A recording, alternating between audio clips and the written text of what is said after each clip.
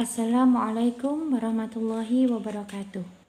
Alhamdulillahirrabbilalamin. Assalatu wassalamu ala asrafil anbiya wal mursalin Sayyidina Muhammadin wa ala alihi wa sahbihi ajma'in. Amma ba'd.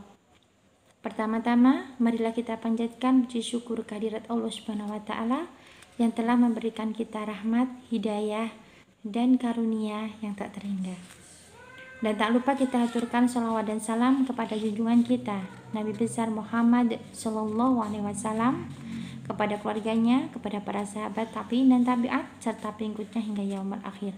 Semoga kita semuanya termasuk di dalamnya. Bagaimana kabarnya anak-anakku semua? Masih semangat ya menjalankan ibadah puasanya di bulan suci ini? Ustazah doakan semoga mendapatkan barokah dari Allah.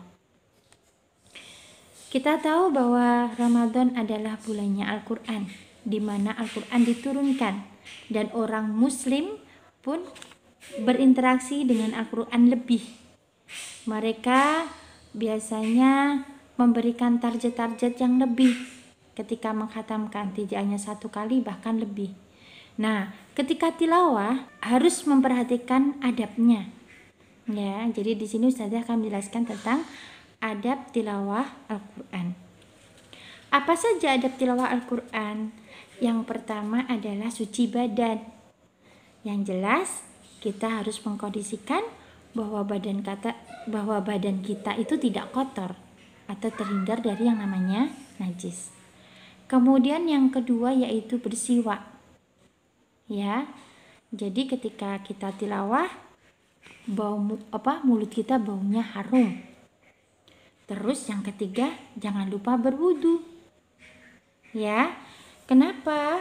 Karena ketika tilawah pastilah kita akan memegang kitab suci Al-Quran. Nah, ketika memegang kitab suci Al-Quran, yang jelas kita berusaha mengistimewakannya. Makanya kita mengkondisikan tubuh kita, mengkondisikan diri kita, itu dalam kondisi suci. Nah, adab selanjutnya adalah kita perhatikan tempatnya. Tempatnya harus bersih. Ya, jangan sampai kita memilih tempat yang mendekati yang kotor, misalkan dekat dengan tempat sampah. Jangan sampai ya. Nah, kemudian adab selanjutnya apa ketika tilawah? Yaitu khusyuk dengan menghadirkan hati kita. Ya.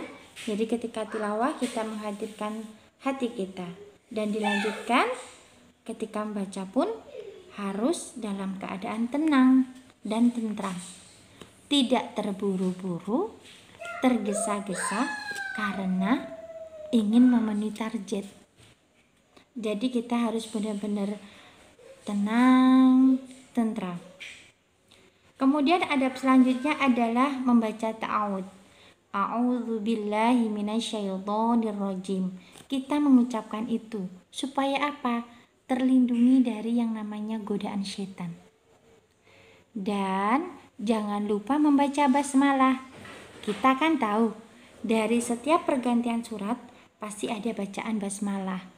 Nah, di situ jangan lupa untuk selalu dibaca. Tetapi ada surat yang memang di situ tidak ada bacaan basmalah, yaitu diawali dengan baro'ah atau surat at-taubah. Nah, di situ tidak ada bacaan basmalah. Ya, tapi kita boleh yaitu hanya dengan membaca ta'awudz. A'udzubillahi minasyaitonirrajim. Kemudian selanjutnya adalah membacanya dengan tartil, yaitu pelan, dan perhatikan kaidah membaca Al-Quran. Jadi perhatikan tajwidnya ya.